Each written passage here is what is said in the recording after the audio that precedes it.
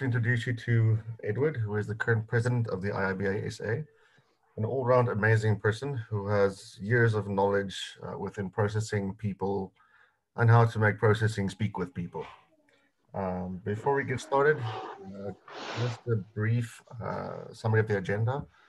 Edward will go through his presentation. If you have any questions, feel free to list them in the chat. At the end of the 20-minute conversation, there will be a 5-minute Q&A session that we can attend to. And with that, I welcome you to another Technical Thursday. Edward, you have the floor. Okay, thanks, Elvin. Good evening, everyone. Thanks for making the time. It's always a pleasure to have a group of PAs where we can sit and chat and talk about the things we do. So tonight, my focus is on the context diagrams. It's something that I'm passionate about because, people that have dealt with me before, they know that I never finish a conversation, especially if it's PA related, without talking about context diagrams. I'm going to go straight into my presentation and just talk about. One second. Okay. So why use a context diagram? So that's the question. So for me, this is such a powerful tool because it helps us in a number of ways as PAs. So I just want to clear some. There's so many things, notifications that are blocking my view here on the screen. Okay.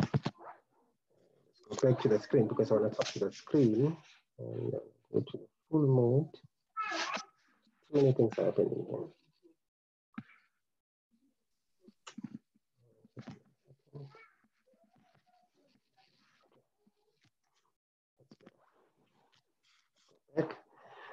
Yeah, so primarily, you can't identify parties and systems that are impacted if you don't have context. So you need to have the context to understand who's the impacted party or the systems. And it also helps us to identify the flow of data between the parties and systems. And I want to emphasize at this point that context diagram is not a process flow diagram. It does not necessarily, you don't identify entities and data flow in a particular order. And it also looks at which applications do we need to interface with. And also who might be, from a personnel or customer, who might be involved in the proposed solution, if we work in a solution. And we can extend the use of context diagram to actually determine the scope of the project and prioritize. If we use it carefully, if we use it well, we can actually prioritize using the context diagram to identify your MVP and say, maybe let's start working with this, and also identify what are external dependencies. So this tool is so powerful that when you use it correctly, you can get so much out of it. But firstly, you need to know how to do it. So let's start. I'm just going to use this project statement as a way of us to kind of talk around this. So I'll give you just maybe a minute just to also read through while I'm also reading through. So our organization is a large Fortune 500 company selling retail products. This project is going to focus on the training department that provides classes for employees in office automation software and internal support systems. As our company has grown, the need for training has also grown. The current registration process is done manually by the training administrator. We currently hold 5 to 15 classes per week. We need a new software application that can register students for the scheduled classes, print student rosters, reserve classrooms, print certificates, and report on classroom utilization. We will assemble a team to elicit requirements, do analysis, and provide recommendations on the best approach. We are open to custom development or purchasing a third-party product. So you are lucky if you can come across such a brief. In real life situation where you work on daily projects, you would not necessarily get a brief that's so clear. But this is where we'll probably start. Now, looking at the brief itself, you can see that we need to start now identifying possible parties or systems that are involved. There's human resources,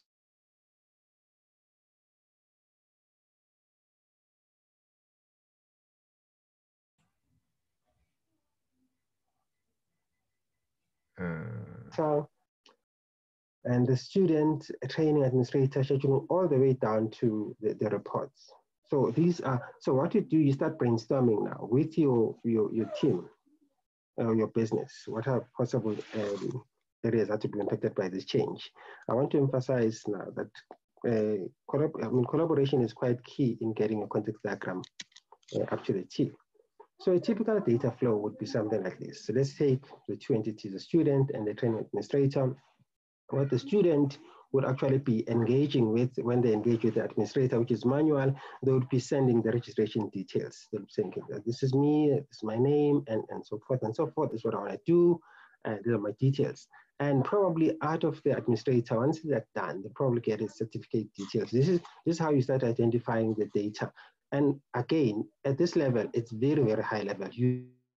A level of identifying the actual elements of the data. You just want to see at a high level what happens between the two entities.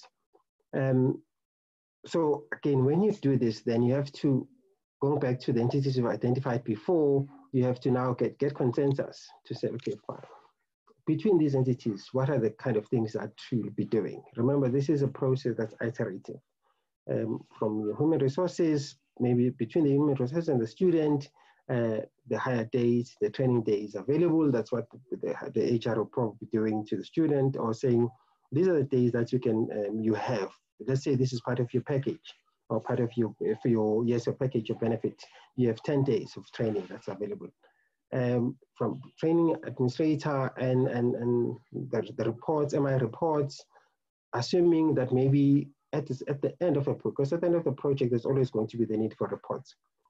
So you need to start identifying those now. It could be student reports, it could be so many other things. Again, it's a conversation between you and your business, and between the instructor as well as the program itself.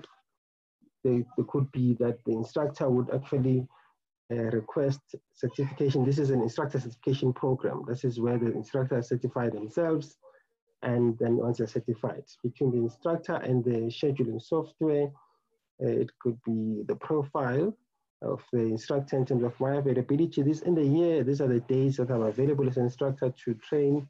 And I would also need a roster from between because remember the moment the training administrator does the manual, so at some point she's the interface that goes and takes and populates this, whatever the tool they're using, or whatever, it could even be an Excel, and so forth and so forth. So you go in this process, but again, consensus is quite important. So you start now saying, okay, probably my project area is between the training administrator and the scheduling software in this particular instance, because you need to identify a project area, and you then start refining this as you go along, because now you need to get to a point where you lock down the scope to say, what exactly am I doing? What is in scope? What is out of scope?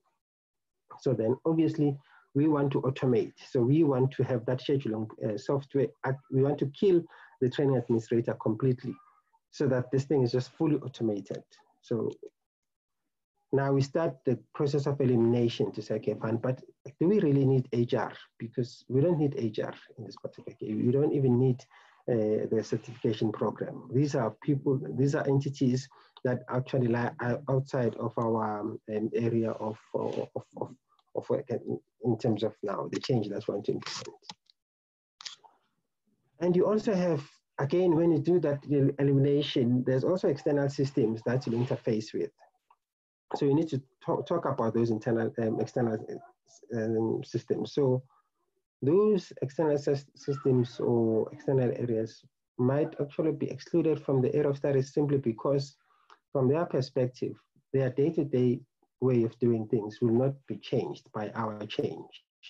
However, what is of importance is the interface that we'll be using, the APIs, for an example, between our system and those external parties. Examples could be, for an example, it could be the calculations verification body that some of you might know or might not know, MIE.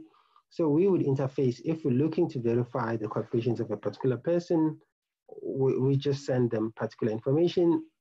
Nothing changes on their side, we just have to conform, and probably we can include them in the testing phase to say, let's test whether this data that you're sending through works, as well as the home affairs. When you do biometrics, when you work with Home Affairs and you want to verify the identity of your customers, the reality is Home Affairs is not going to build that system for you from scratch. They will simply say, we have an API that we're going to expose to you guys. So what is only important is we want this string to come through, and you will then send it back. So that is what you kind of, now you're looking at your scope and you're looking at the external systems. And then it's quite important, then you focus now, once you've done your elimination, now you start to focus on the entities that have been agreed upon. So in this particular instance, it would be the student, it would be the training manager, it would be MI reports, student manager, and the instructor. So this would be, will form part of our project space. So training scheduling project, which is now at the center, and around it, the entities that are impacted. So now we start to look at what the data flows are. So we identify, again, don't be caught up in trying to go to the nitty-gritty of identifying the data flow. What's important is the information. Information can go in two directions, could be bi-directional, or it could just go in one direction. It can either be going from the entity to our system or project, or it can be coming from our project to the entity. So there's nothing that the entity is supplying, but the entity is requesting something. Why it's important? It's important because when you do this, this is when now you start to prioritize. This is where you also look at, for testing purposes. Let's say, for an example, on the MI space, because you see the MI will be drawing, the management will be needing some reports. So when you test now, you need to be able to test that these reports are actually available. So, and again, at this point, based on time and all the constraints that you always have, it could be budget, it could be anything. Maybe from a business perspective, the business can say, you know what, come on, maybe let's start just by automating this bit, which is just allowing the students to register. Let's start to automate that. The rest will still do manually. And that is why the context diagram is also linked to business processes. And I'll talk a bit more about that later on. But you now start to say, okay, fine. What else, when you speak to your business, because business is always going to want everything at the same time. You say, this is the scope. You see how wide this thing is, and you see how complex it is, and you see how involved it is. And this is how much it's probably going to cost.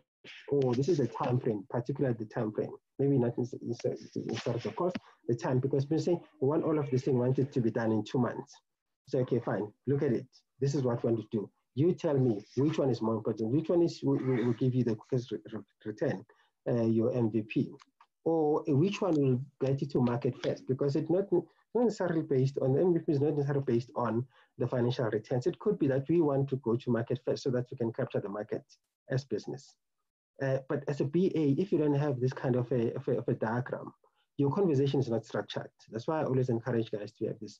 You are as confused as your business is confused. So everyone gets confused. At the end of the day, you get a rating to say, what a poor business analyst. Whereas when you have something like this, you can guide them. So what can we get out of the context diagram? I'm sorry, guys, I'm aware of the time. This is a short period that we have, so I'm kind of going through this thing quickly. So from a context diagram, we can actually get the user stories. We can derive use cases. We can also derive business processes. Let's just use an example. Go back to this scenario that we're dealing with. For example, if you go back and you look at the entity student, there is a user story there. But this is a student, I want to register on the scheduling system so that I can book my training online. So once you have the context diagram, you can start identifying your user stories. And you start now talking to business around the user stories. And what's nice about it, if you do it starting with the context diagram, you can see that you've covered everything. So it's complete. You can now start breaking it and say, no, this is probably what we'll start doing. And on the use cases, you can have, in this case, register student is a use case on its own, book training online use case. You can have so many use cases coming out of one user story. In this case, this is one user story that gives us 2 use cases, but it can be 3 use cases. Because remember, the user story it just expresses a wish of the user. It's a goal, so the goal that you want to achieve. You can then also start looking at the business processes. I like to do this business process in this particular way, and I'll tell you why.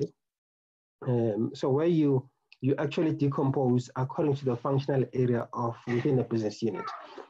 Wherever you guys are, each business unit that you're working within is structured in a particular way. It has divisions.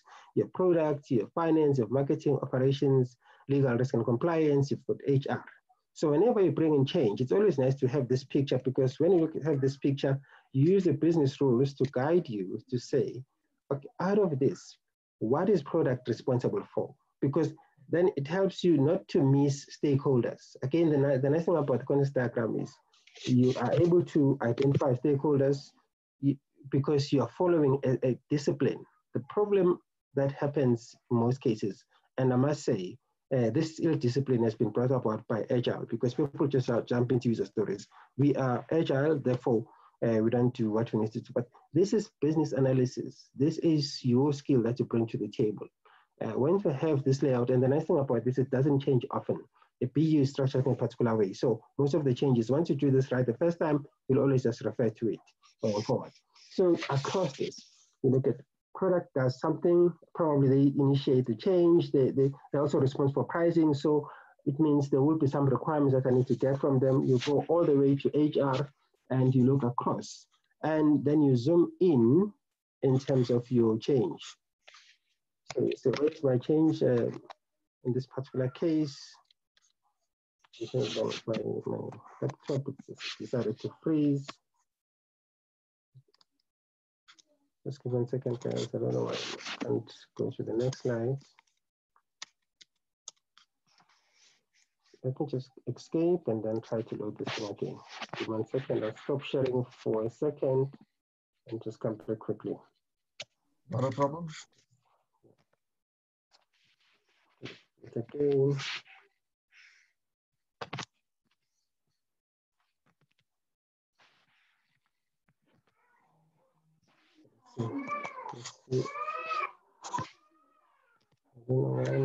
Okay, there we go. So it was just frozen for a minute. Okay, so there you are. Now you look across your business unit, and you see, and you go to marketing. Marketing, I'm bringing this change. Are we going to have to market this? Are there any changes? From finance perspective, are we touching on any GL accounts? You know, the budget, is there anything that is impacted? You go to all of them. This is where you do your workshops. When you engage your stakeholders, engaging them in this approach, you'll get so much out of them, and you'll be able to consult each and every one of them. You're not going to end up with people that will discover at the end of the project when it's testing, and people say, but we don't know anything about this. We were never asked, and we have requirements. So you see, and now at this level, which is where you are actually, because this is about employee training, then this is where you start now breaking down your processes to say, fine, this is what am I doing? Booking training, remember I'm automating now. Then you go to that granular level.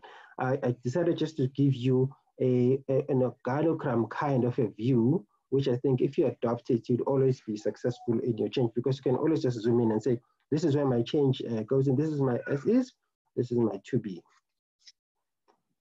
So if you pull all of these things together, I know there's so much that I want to tell you guys, but because I'm limited by time, I'm just touching on what I think is quite important. So for every project, we have objectives. It's quite important. Why we're doing what we're doing. There are objectives to that.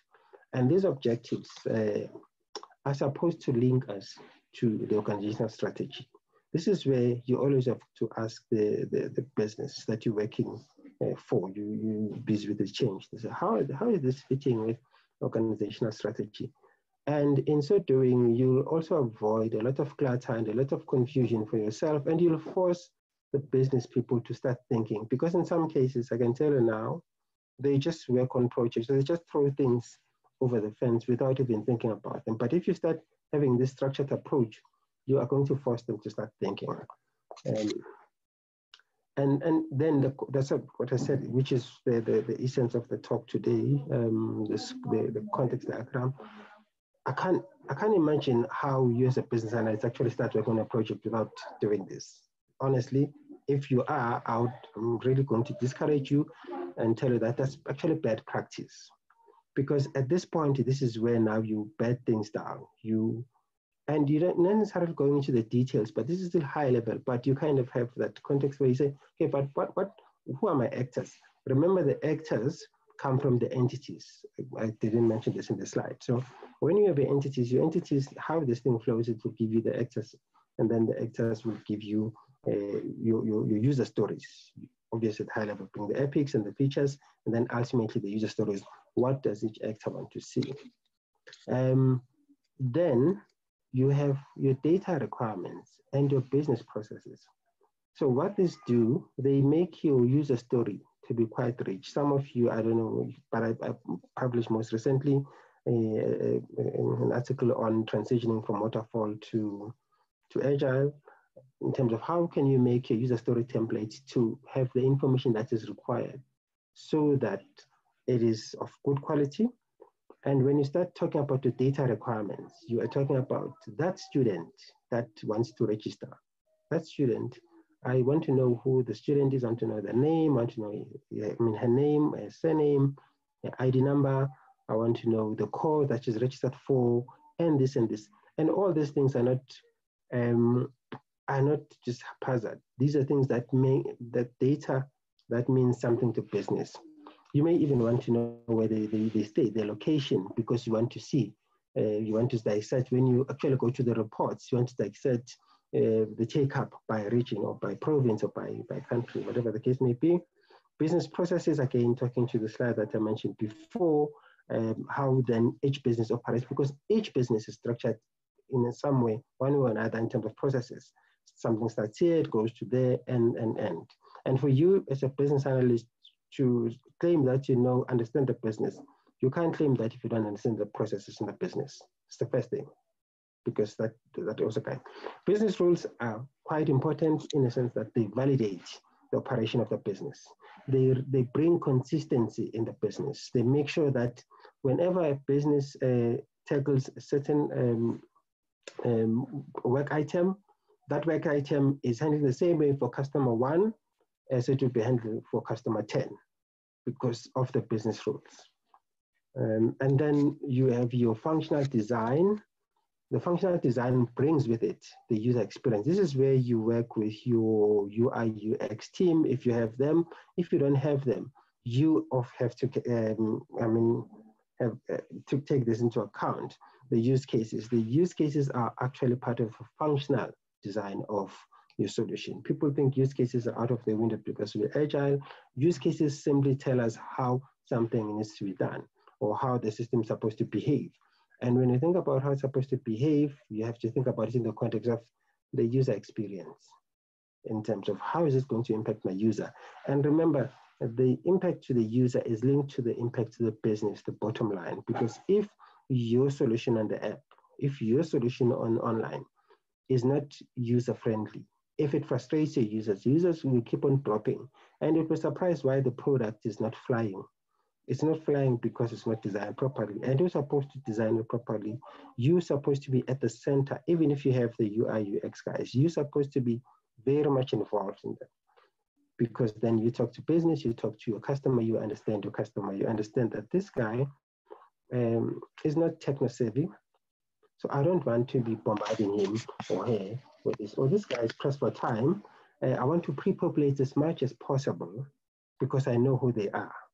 Or this guy might be interrupted while doing this thing. So I want to be able to give them opportunity to save what they're working on so that they can come back to it next time. Maybe it's an involved process that there's a chance that the person may not complete at one sitting.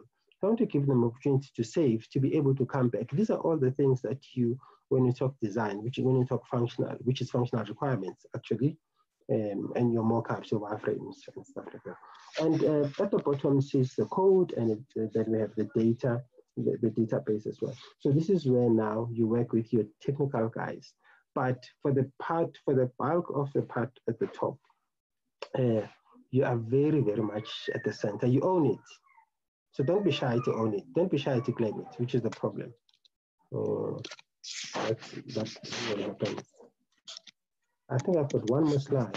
And again, my PC It's giving me problems, and I try to make sure that I'm not running anything. Can I just quickly go back? I want to talk to you about this one more slide. I think that will be it from my side.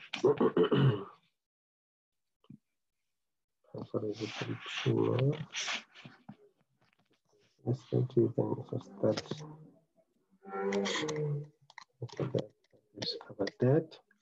Okay, so in closing, just to recap on what I've said, the context diagram will help us a lot. If you have a context diagram, then you want to meet your stakeholders, you want to make the impacted areas. You'll also be able to negotiate with business in terms of the scope to say, guys, I can't give you this, but I can give you this, or you decide, but here it is in front of you.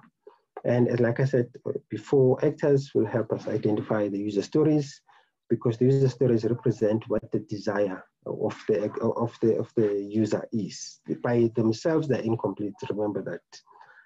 And then the use case diagrams, which I didn't talk about here, you may or may not actually use them, but then the most important thing about the use case diagram is they help us identify if there are any dependencies between use cases. Let's say, for example, example that I normally use, I want to withdraw cash at the ATM. So I have a withdraw cash use case, but the withdraw cash use case will always call on authenticate PIN or validate PIN or verify PIN use case.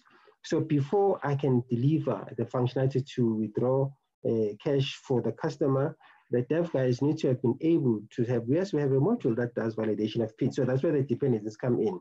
This is where they include in terms of the relationship comes, because one process will call another process for it to complete to complete an action. Or again, there will be exceptions. So suppose we're expecting this guy to enter the PIN, he enters the wrong PIN. So we need to extend the use case. We need to extend. We need to have a way of handling that exception, and that way of handling that exception talks to us as business analysts, feeding the developers with the user-friendly message that I'm at the ATM, I understand what the problem is. Unlike, sorry, something went wrong, try again. So the poor guy will keep on trying.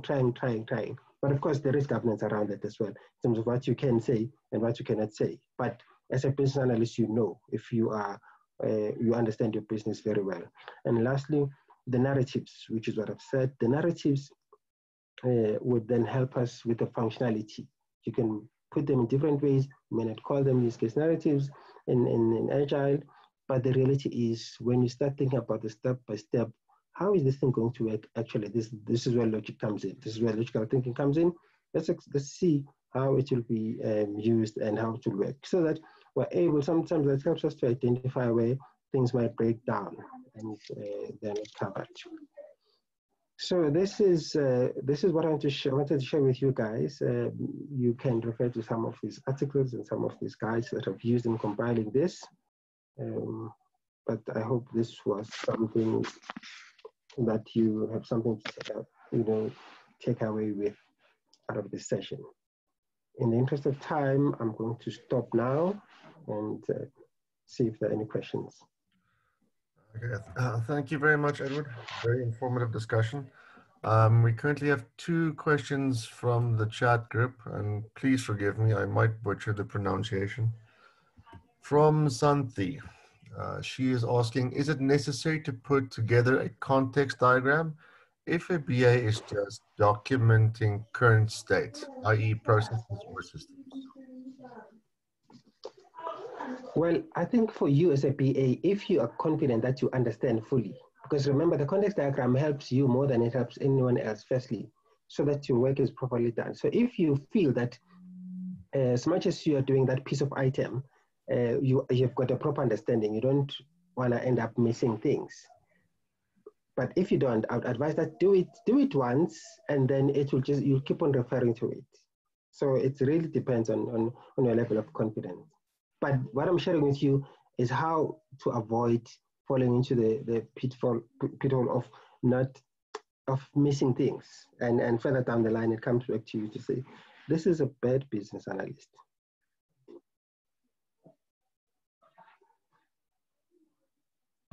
Okay, excellent. I have one more question as well. From Negelwatt, he is asking, is it advisable to do a context diagram for the entire epic, or is it just to be done for a user story? No, you have to do it at a high level, at the epic level. Because remember, when you're at a user story, this is where the mistake happens, because the user story is at the lower level. And you might miss things that you might miss the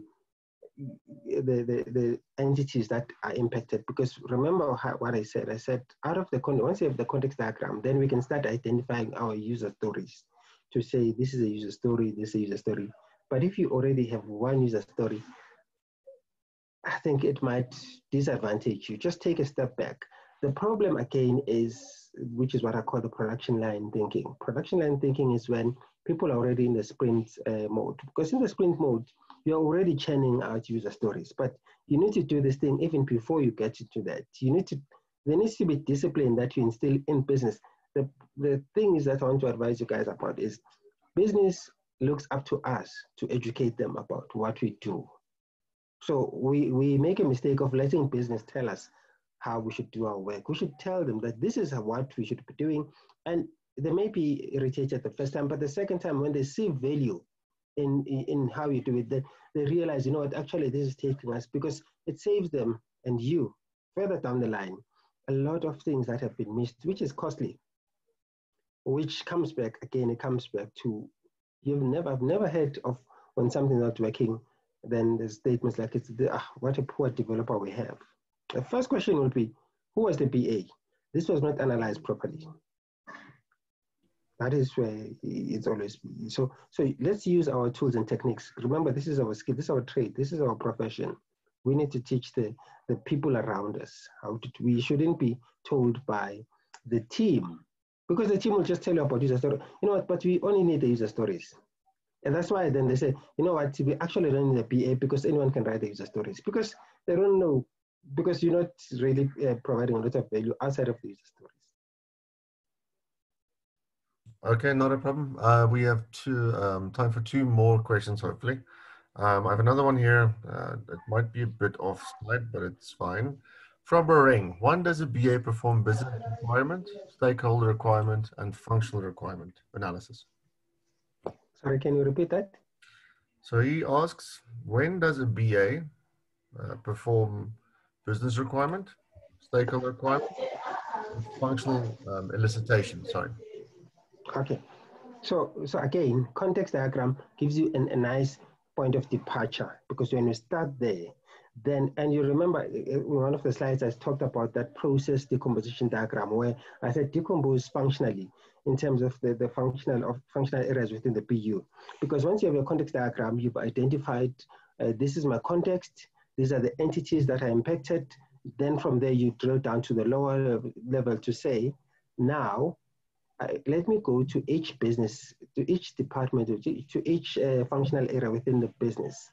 And this is my change, and engage with them. You go to the marketing guys, you say, guys, I'm actually working on an initiative, or you bring them all together, actually, that sometimes it makes better. This is the initiative that I'm working on. From a legal risk and compliance, is there any impact, or is there anything that you want to see out of this? Then that's where your business requirements come in. When you elicit your requirements, but you do that in a structured way. There's some thought process to this. You just don't do it, in a haphazard way. Then the LRC guys will tell us, actually for us, this doesn't impact us. There's nothing, there's no compliance issues. We're not putting the business in disrepute or in a risk of disrepute. Then you're happy. You go to your operations. Operations, use the call center guys. Quite important to say, what would you see? What do you need out of this? Then they'll give you their business requirements. They might confuse them with the functional requirements. It's fine, but you understand you want the essence of what they want. From there, remember, you've done your stakeholder by doing the context diagram. You actually done your stakeholder analysis, because it tells you everyone around the project area. That is, these are to become your stakeholders ultimately. And then from there, once you then identify user stories, then you say, okay, by now, what are the use cases that I want to, out of this user story, to make this user story to come alive, what are the functional aspects of it that need to be pieces that need to be put together? Those functional aspects are actually your use cases. Those are your functional requirements. I hope I'm making sense. But everything is connected together. If you start in a particular way, you know what to do, or you have a disciplined approach. But if you don't, that's when you get confused back and forth, back and forth, back and forth. Okay, perfect. Just the last question. I think this is very important. So Lead Z would like to know, what is the best tools to use to make a context diagram that is not MS Visio? You can use PowerPoint. For this presentation, I use PowerPoint actually. I use PowerPoint. You can use PowerPoint, so it doesn't have to be Visio. Because the essence is you want to be able to depict something that is friendly to your business stakeholders so that you can engage with them. Because remember, I said the context diagram is also a collaboration tool. It also meant to start the conversation. You're trying to get business to think about things that they haven't thought about before, or they would not ordinarily think about, because you're there in any case, because there are problems as well. So you can just use these sort of PowerPoint, put it up there, print it if you have to print it, and then they'll tell you, no, actually this is incorrect. Remember, you would get that feedback initially, which is fine, because you're talking to your SMEs. They'll say, no, actually this is not relevant, which is what I was trying to demonstrate when I started to say, this is where now you get consensus by those few iterations. Don't try to, because Visio can frustrate you, because you'll spend so much time trying to make sure that the arrows are connecting. If you move one arrow, because initially you want to get consensus. Once you feel that now this is, everyone has agreed, maybe you can put it on Visio. Okay, excellently done. We have run a bit over time. Edward, I don't know if you would like to take one or two more questions from the audience. Okay, it's fine. If there's one or two, let's take them. Okay, I'll open the floors. If anybody out there would like to ask Edward a question, please feel free to do so.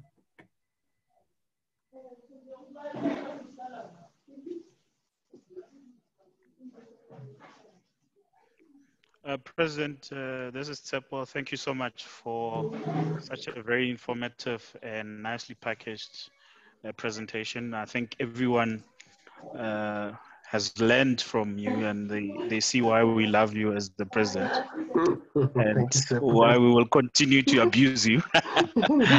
Thank you, so, and to everyone else on the call, these sessions are run every week, so you just need to stay close to the IIBA events page. We post them at least Monday, Tuesday. Every new one should be there.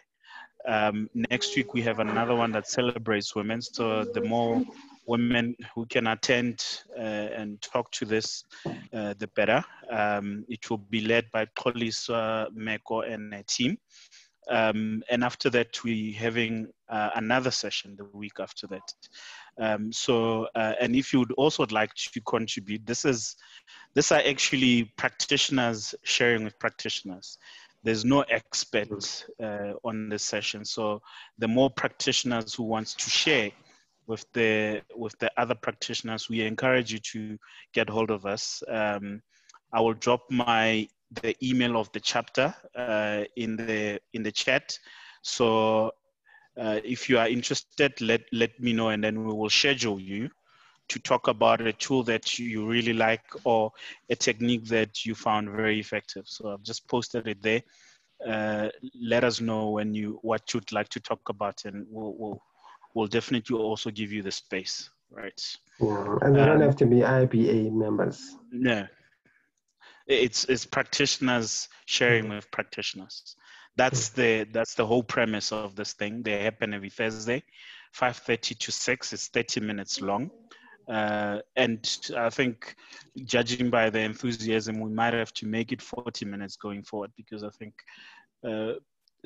we give like the first 3 to 5 minutes for people to join, and about 20 minutes for the presenter to present. So we might extend it to just be 40 minutes. We hope you got value, and if there's anything else that you need to know, you can send it to johannesburg@southafrica.iiba.org. The last thing I want to mention is what? Oh, yeah. Thank you so much. Also, Selwyn is the ops guy who runs the whole thing in the background.